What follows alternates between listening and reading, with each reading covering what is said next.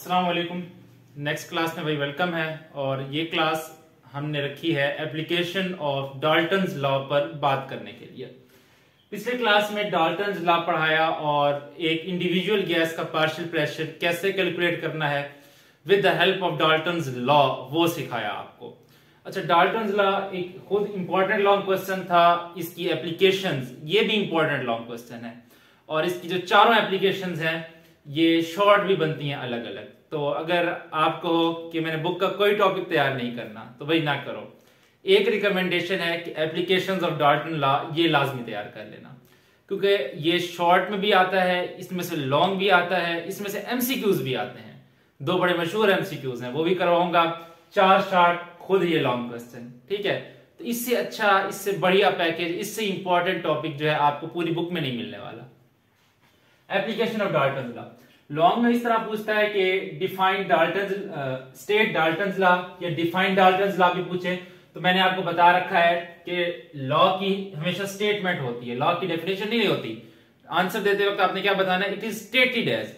और अगर आपसे ऐसे पूछ ले कि give the applications of Dalton's law तो फिर भी सबसे पहले आपने डाल्टन्स लॉ की डेफिनेशन देनी है, डाल्टन्स लॉ की स्टेटमेंट लिखनी है। ठीक है ना, ना पूछे या पूछे, ठीक है, दोनों सूरतों में आपने डाल्टन्स लॉ की सबसे पहले स्टेटमेंट लिखनी है।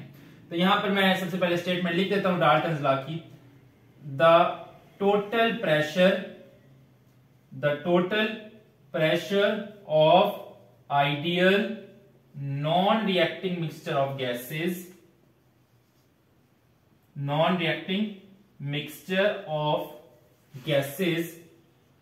is equal to the sum of their individual partial pressures,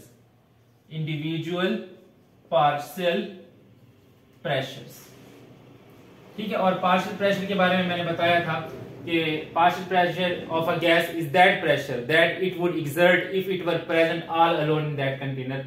अगर कोई गैस अकेली किसी कंटेनर में मौजूद होगी तो उस वक्त जो प्रेशर एक्सर्ट करेगी वही उसका पार्शियल प्रेशर होगा।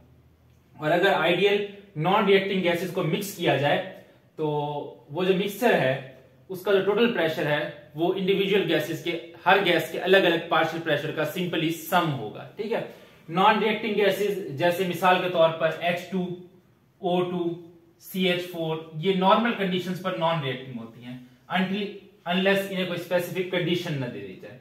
ठीक है, एक बड़ा मशहूर एमसीक्यू भी आता है, which one of the following gases या which pair of the gases does not obey Dalton's law या Dalton's law is not applicable for which pair of gases। तो उसमें एक ऑप्शन दे रखा होता है NH3 and HCl, NH3 and HCl। तो NH3 और HCl के लिए जो है ये एप्लीकेबल नहीं है। अमोनिया भी गैस होती है, इसका बॉइलिंग पॉइंट -33.5 होता है। HCl भी गैस होती है, इसका बॉइलिंग पॉइंट -85 होता है। ठीक है, -85। तो ये दोनों गैसेस होती हैं, जैसे ही ये एक दूसरे के करीब आती हैं तो ये आपस में रिएक्ट करके व्हाइट फ्यूम्स प्रोड्यूस करती हैं, अमोनियम क्लोराइड बना देती हैं। ये बेस है, ये एसिड है। अमोनिया का यहां पर देखो, ये अमोनिया इस हाइड्रोजन को लोन पे डोनेट करता है और अमोनियम आयन बन जाता है। यहां पर Cl- है, NH4 के साथ Cl- जुड़ जाता है, तो इस तरीके से अमोनियम क्लोराइड बन जाता होता है। ठीक है ना, तो ये रिएक्टिंग गैसेस हैं, इन पर जो है डाल्टन्स लॉ अप्लाई नहीं होता। ठीक है, Dalton law is not applicable here. अच्छा, डाल्टन्स लॉ की ना 4 एप्लीकेशंस है, बड़ी मजे की एप्लीकेशंस है। अच्छा, मैं हेडिंग्स बनवा देता हूं, आप पहले बुक पर चाहे नोट कर लो, फिर इनकी एक्सप्लेनेशन में दे देता हूं। सबसे पहली, partial pressure of moist gas, ये पहली एप्लीकेशन होगी। दूसरी हेडिंग जो आप बनाओगे, प्रोसेस ऑफ रेस्पिरेशन, या आप इधर ब्रीदिंग का लफ्ज भी इस्तेमाल कर दो तो चलेगा, क्योंकि यहां पर जो रेस्पिरेशन लिखी हुई है वो ब्रीदिंग के मायनों में है, एक्सटर्नल रेस्पिरेशन है। और हम जानते हैं रेस्पिरेशन 2 तरह की होती है, इंटरनल रेस्पिरेशन और एक्सटर्नल रेस्पिरेशन। जो एक्सटर्नल रेस्पिरेशन है वो फिजिकल प्रोसेस है, उसी को ब्रीदिंग भी बोलते हैं। अच्छा, नंबर 3, तीसरा जो दिया हुआ है वो है ब्रीदिंग एट हाई एल्टीट्यूड्स। ठीक है, ये तीसरी हेडिंग। और चौथी हेडिंग डीप सी डाइविंग। तो ये 4 हेडिंग जो है आप बुक पर नोट कर सकते हो, ठीक है, पहला, दूसरा, तीसरा, चौथा, इसी तरतीब में दी हुई है। तो ये नोट कर लो, फिर इनकी डिटेल समझते हैं। ठीक है, कर लिया नोट, हो गई। अच्छा चलो इनकी डिटेल देखते हैं। आओ, partial pressure of a moist gas. हम लेबोरेटरी में जनरली गैसेस तैयार करते हैं, मुख्तलिफ हमें जरूरत पड़ती रहती है रिएक्शन करवाने के लिए। मिसाल के तौर पर जैसे मुझे नाइट्रिक ऑक्साइड तैयार करनी है, NO तैयार करनी है, ठीक है, NO, या मिसाल के तौर पर मुझे क्लोरीन गैस तैयार करनी है। तो जनरली ये लेबोरेटरी में निट्रिक ऑक्साइड थोड़ी अनस्टेबल होती है, ऐसे नहीं पड़ी हुई होती, तो इसको जो है ऑन द स्पॉट बनाना पड़ता है, ऑन द स्पॉट बनाना पड़ता है। या क्लोरीन गैस है, इसके जनरली सिलेंडर्स पड़े हुए होते हैं लेबोरेटरी में, अगर नहीं भी पड़े होते तो इसको भी ऑन द स्पॉट बनाया जा सकता है। तो जनरली जो गैसेस बनाई जाती हैं या जो रिएक्शंस किए जाते हैं वो किसी ना किसी सॉल्वेंट में किए जाते हैं। और पिछले चैप्टर में भी मैं ये बात बार बार रिपीट करता रहा कि जितने भी रिएक्शंस होते हैं उनमें बाय प्रोडक्ट भी बनती है, जनरली वाटर बन जाता है, ठीक है, जनरली वाटर बन जाता है। मिसाल के तौर पर जब आप चलते हो क्लोरीन गैस बनाने, ठीक है, तो क्लोरीन गैस आप HCl से बनाते हो, HCl की ऑक्सीडेशन करवाते हो in the presence of CuCl2। ये घबराने की जरूरत नहीं है, ये रिएक्शन आपकी बुक की रिएक्शन है, आगे लिखे हुए हैं, ये आपको याद करने पड़ेंगे बाद में, ठीक है, चाहे तो अभी याद कर लो। तो यहां पर Cl2 प्लस वाटर बनता है, इक्वेशन को बैलेंस कर लो, ये देखो। तो यहां पे देखो ये जो क्लोरीन गैस बनी है ये वाटर के साथ बनी है, ठीक है। सिमिलरली निट्रिक ऑक्साइड बनाने के लिए हम ऑस्टवर्ल्ड मेथड का इस्तेमाल करते हैं, ऑस्टवर्ल्ड मेथड। इसमें क्या करते हैं, अमोनिया का रिएक्शन करवाते हैं ऑक्सीजन के साथ, अमोनिया की ऑक्सीडेशन करवाते हैं in the presence of platinum या रहोडियम कैटलिस्ट, तो हमें NO प्लस वाटर मिलता है, ठीक है। तो अमोनिया मॉलिक्यूल्स का रिएक्शन जो है हम पानी के साथ करवाते हो, सॉरी ऑक्सीजन के साथ करवाते होते हैं। 4 अमोनिया, 5 ऑक्सीजन, 4 NO और यहां पर 6 वाटर के मॉलिक्यूल्स बनते होते हैं। इक्वेशन देखो बैलेंस है ना, 4 नाइट्रोजन, 4 नाइट्रोजन, हाइड्रोजन 12, 6 दूनी 12, ऑक्सीजन 10, 4 ये 6 ये 10, इक्वेशन बैलेंस। तो देखो ये जो गैसेस बनी है, ये गैसेस बनी है क्लोरीन या NO, ये क्या है, ये वाटर के साथ बनी है, वाटर में मिक्सअप होंगी, ठीक है। हम जनरली जब रिएक्शन लिखते हैं तो हम ऐसे इवॉल्व का एरो तो लगा देते हैं ऐसे ऊपर की तरफ, लेकिन ये जो गैसेस हैं ये वाटर के ऊपर से कलेक्ट हो रही होती हैं, ठीक है, ये वाटर में से निकल करके आ रही होती है। मैंने प्रॉपर्टी पढ़ाई कि गैसेस की डेंसिटी लो होती है, ये बबल करके लिक्विड में से ऊपर आ जाती हैं। ये ऊपर आ तो जाएंगी लेकिन इनके साथ साथ क्या ऊपर आ जाएंगे, वाटर वेपर्स भी ऊपर आ जाएंगे, क्योंकि आप जानते हो वाटर लिक्विड है और इवेपोरेशन हो रही होती है, तो इस गैस के साथ वाटर के वेपर्स भी मिक्सअप हो जाएंगे। तो ये गैस जो है ये मुकम्मल ड्राई गैस नहीं होगी, ये कैसी गैस बनेगी, ये मॉइस्ट गैसेस बनेगी। कैसी गैसेस बनेगी, मॉइस्ट गैसेस बनेगी, ठीक है। और हर गैस का कोई ना कोई पार्शियल प्रेशर भी होता है। ये जो क्लोरीन है ये भी मॉइस्ट होगी, इसमें वाटर वेपर्स मिक्सअप होंगे। ये NO है ये भी मॉइस्ट होगी, इसमें भी कुछ ना कुछ वाटर वेपर्स मिक्सअप रहेंगे, इसका भी कोई ना कोई पार्शियल प्रेशर होगा। तो ये जो मॉइस्ट गैस बनी है, ठीक है, हम अगर कहें partial pressure of moist gas, ठीक है, तो ये मिक्सचर है किसका, क्लोरीन का और वाटर का। तो इसका, इस मिक्सचर का, मॉइस्ट गैस जो कि मिक्सचर है, इसका जो पार्शियल प्रेशर है वो partial pressure of dry gas chlorine और partial pressure of water vapours, ठीक है, इनका सम होगा। यानी जो हमें पार्शियल प्रेशर मिल रहा होगा मॉइस्ट गैस का, वो basically partial pressure of dry gas plus partial pressure of water vapours, इनका सम होगा। तो डाल्टन लॉ यही तो कहता है कि PT is equal to P1 plus P2 plus P3, यानी जो टोटल प्रेशर है वो इंडिविजुअल नॉन रिएक्टिंग गैसेस के प्रेशर का सम है। तो यहां पर देखो, यहां पर जो टोटल प्रेशर है वो dry gas plus water vapours के प्रेशर का सम है, ठीक है। ये जो partial pressure of water vapours है इसका दूसरा नाम होता है aqueous tension. By name short question पूछेगा व्हाट इज एक्वस टेंशन, तो आप बताओगे कि the partial pressure of water vapours is called aqueous tension, is called aqueous tension, ठीक है। एंड फिर एक्वस टेंशन की डिटेल भी हम बताएंगे अभी क्या देनी है आपको, ठीक है। अभी तो सिर्फ डेफिनेशन और बता देंगे, शॉर्ट क्वेश्चन पूछेगा आपसे। इसको partial pressure of water vapours को क्या बोलते हैं, एक्वस टेंशन। तो P moist is equal to P dry plus aqueous tension, ठीक है। ये एक्वस टेंशन को उठा करके उधर ले जाओ तो इक्वेशन कैसे बन जाएगी, P moist minus aqueous tension is equal to partial pressure of dry gas, या इसको आप ऐसे भी लिख सकते हो, और partial pressure of dry gas is equal to partial pressure of moist gas minus aqueous tension. तो ये फाइनल इक्वेशन आ गई हमारे पास। तो जब आपसे एक्वस टेंशन की डेफिनेशन पूछे तो आपने पूरी बात करनी है कि कुछ गैसेस जो है लेबोरेटरी में तैयार की जाती हैं और उनके साथ साथ वाटर भी बनता है। जब वो इवॉल्व होती हैं तो उनमें वाटर वेपर्स भी शामिल होता है। जो मॉइस्ट गैस का पार्शियल प्रेशर होता है वो ड्राई गैस और वाटर वेपर्स के पार्शियल प्रेशर का सम होता है। ये जो पार्शियल प्रेशर है वाटर वेपर्स का, इसी का नाम है एक्वस टेंशन। और partial pressure of moist gas में से एक्वस टेंशन को माइनस कर दो तो हमें ड्राई गैस का पार्शियल प्रेशर मिल जाता है कि ड्राई गैस का पार्शियल प्रेशर कितना होगा। ठीक है ना। तो ये भी शॉर्ट क्वेश्चन पूछता है व्हाट इज एक्वस टेंशन, और यूं भी पूछता है how Dalton law is helpful in calculating the partial pressure of a dry gas present in a moist gas. तो इस तरह से भी शॉर्ट क्वेश्चन पूछेगा। ठीक है ना। ये बताया, ये चारों अलग अलग शॉर्ट बनते हैं। ठीक है कि how the partial pressure of moist gas is calculated, how Dalton law find its application in process of respiration. ठीक है, या why breathing is uncomfortable at high altitudes, how Dalton law find its application in deep sea diving। तो इस तरह से सवाल पूछता है। तो पहला पॉइंट समझ में आया कि मॉइस्ट गैस में से ड्राई गैस का पार्शियल प्रेशर कैसे मेजर करते हैं।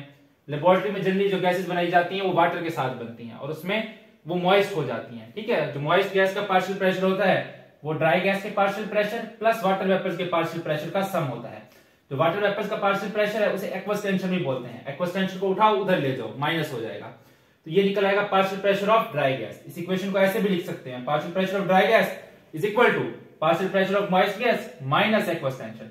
तो जो हमें मॉइस्ट गैस का पार्शियल प्रेशर मिल रहा है उसमें से एक्वस टेंशन को माइनस कर दो तो उसमें जो ड्राई गैस है उसका पार्शियल प्रेशर हमें मिल जाएगा। ठीक है, क्लियर है, कोई मसला तो नहीं है ना। ओके हो गया। अच्छा, पहला काम हमने ये कर लिया। ये इक्वेशन समझाने के लिए थी, ये इक्वेशन नहीं लिखनी। ठीक है, मेन फोकस आपका इन इक्वेशंस पर होना चाहिए, चाहे शॉर्ट पूछे चाहे लॉन्ग पूछे। अच्छा, शॉर्ट में कभी यूं भी पूछ लेता है कि give any two applications of Dalton's law, यूं भी पूछ लेता है शॉर्ट। ठीक है, दूसरी एप्लीकेशन देखते हैं। आइए,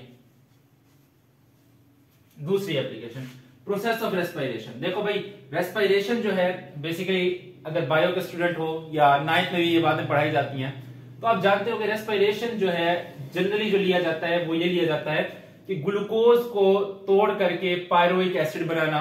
ठीक है, और फिर पायरोइक एसिड की आगे मेटाबॉलिज्म करके फाइनल प्रोडक्ट पता नहीं कार्बन डाइऑक्साइड निकलती है। हाँ, कार्बन डाइऑक्साइड और वाटर निकलता है। ठीक है, ग्लूकोज को तोड़ करके कार्बन डाइऑक्साइड, वाटर और एनर्जी बनाना। एनर्जी बनती है एटीपी की फॉर्म में। यानी कैसे बनती है ये देखो, जब ग्लूकोज को तोड़ा जा रहा होता है तो एनर्जी रिलीज होती है। इस एनर्जी की वजह से एडीपी और इनऑर्गेनिक फास्फेट को तोड़ करके एटीपी को मिला करके एटीपी बनाया जाता है। इन दोनों को जोड़ करके एटीपी बनाया जाता है। ठीक है, तो ये मेनली जो है रेस्पिरेशन का मतलब लिया जाता है। ठीक है, अच्छा, ये जो रेस्पिरेशन है ये इंटरनल रेस्पिरेशन होती है बेसिकली। ठीक है, ये वाली रेस्पिरेशन क्या होती है? इंटरनल रेस्पिरेशन होती है, क्योंकि ये सेल के अंदर हो रही होती है।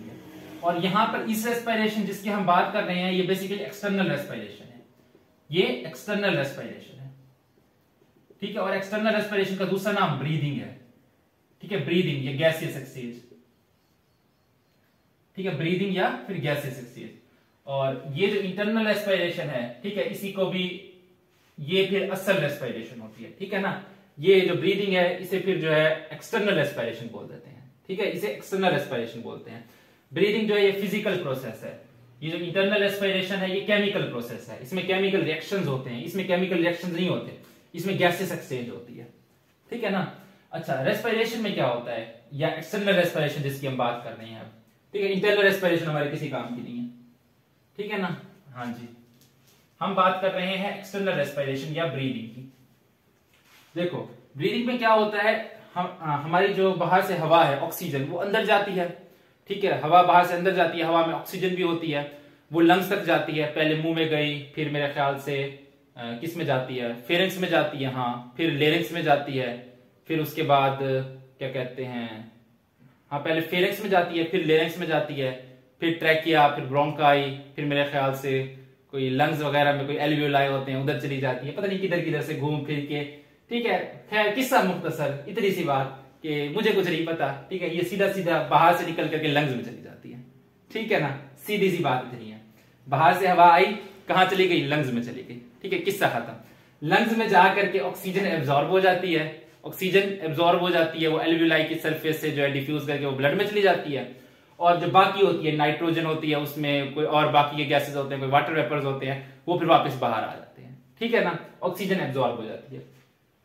अच्छा, एयर अंदर कैसे जाती है? देखो, एयर अंदर इसलिए जाती है क्योंकि बाहर जो है पार्शियल प्रेशर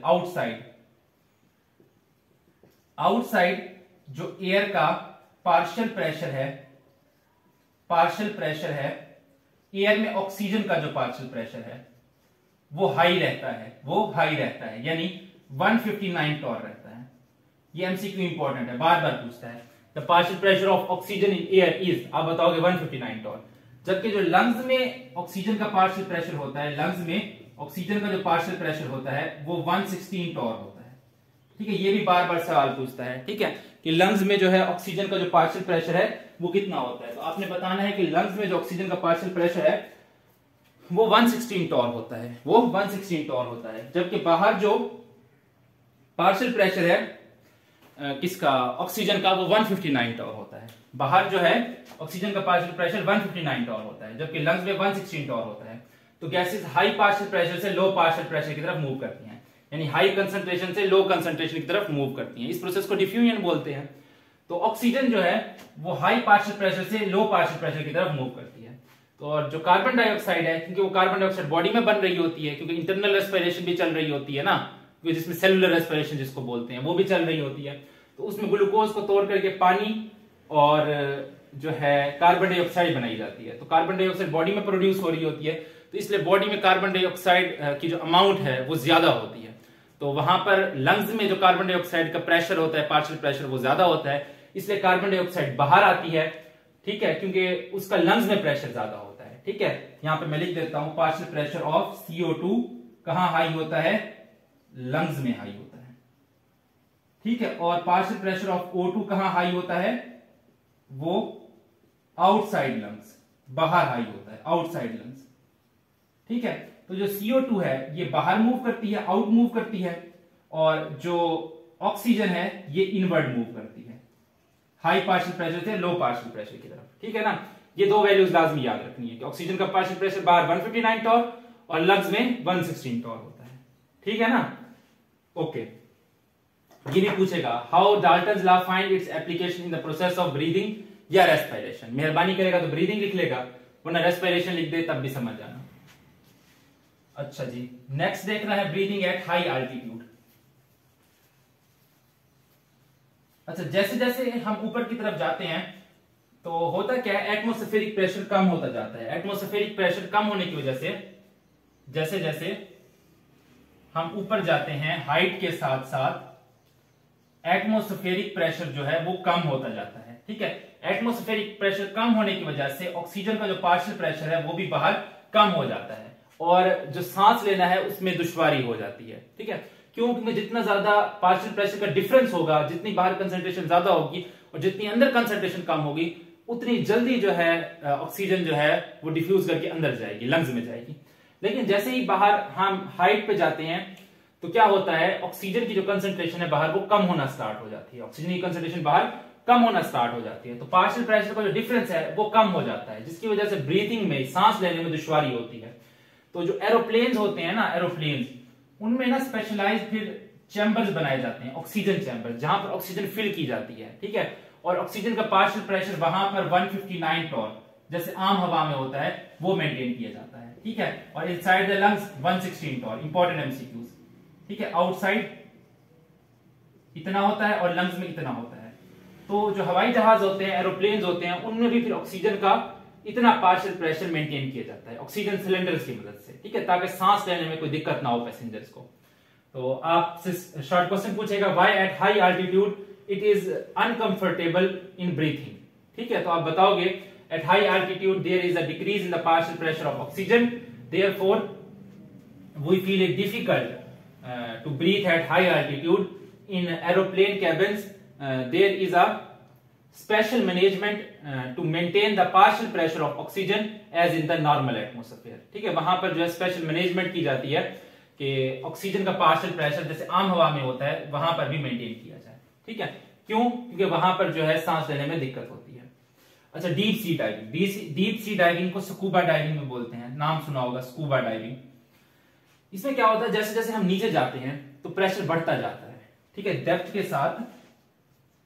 साथ प्रेशर जो है वो इंक्रीज करता जाता है, ठीक है। अगर हम नॉर्मल हवा लेकर के जाए ना, नॉर्मल हवा नीचे अपने साथ सिलेंडर भर करके लेकर के जाए, तो उसमें 79% जो है नाइट्रोजन होती है, 78.09% नाइट्रोजन।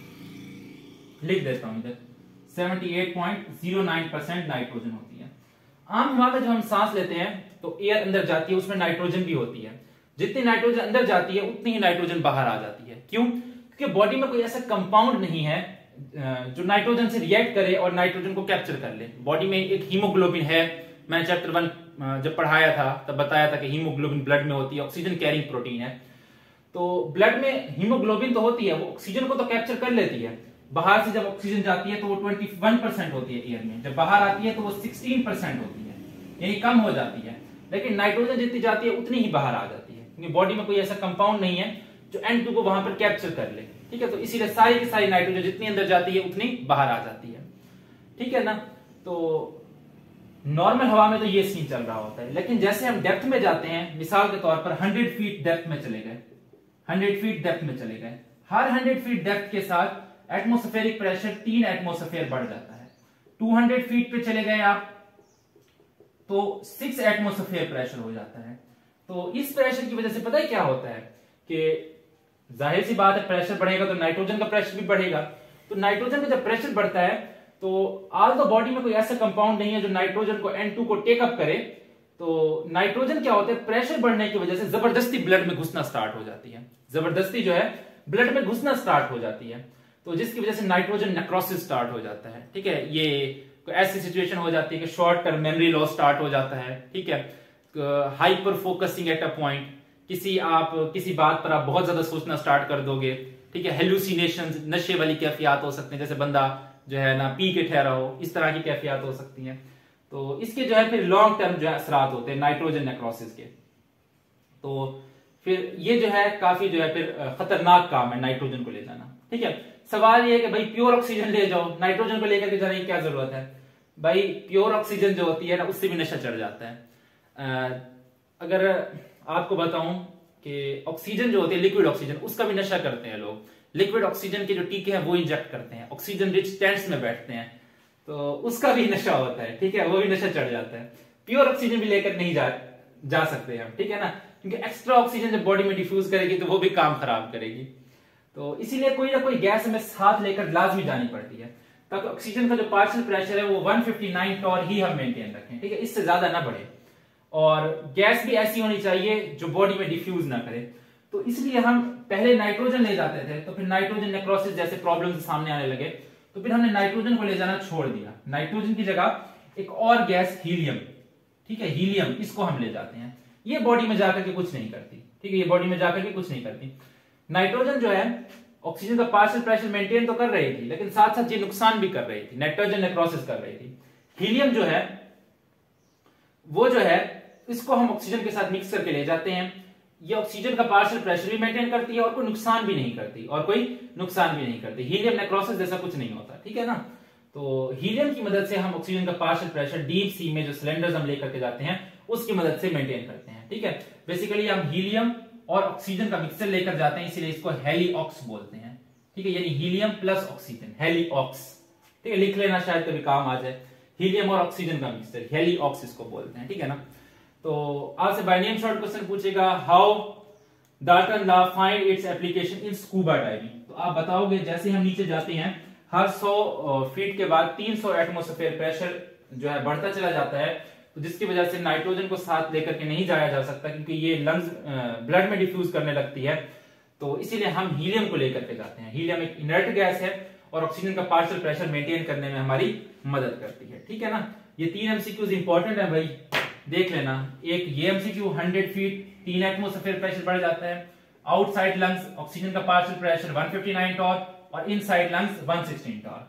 खुद एक इंपॉर्टेंट लॉन्ग क्वेश्चन है, तो सबसे पहले डेफिनेशन और ये इक्वेशन लाजमी देनी है, फिर 4 एप्लीकेशन देखनी है, ठीक है ना। अच्छा, पूरा फोकस जो है इस मैथमेटिक्स पे होना चाहिए आपका, ठीक है। ये मैथमेटिक्स जो है अच्छी लिखी हुई हो, पहले पॉइंट की मैथमेटिक्स, हर पॉइंट अपने आप में एक शॉर्ट क्वेश्चन है, इंपॉर्टेंट शॉर्ट क्वेश्चन है। तो ये एक इंपॉर्टेंट टॉपिक था। इंशाल्लाह फिर नेक्स्ट क्लास में मुलाकात होती है डिफ्यूजन इफ्यूजन के साथ। तब तक के लिए अल्लाह हाफिज।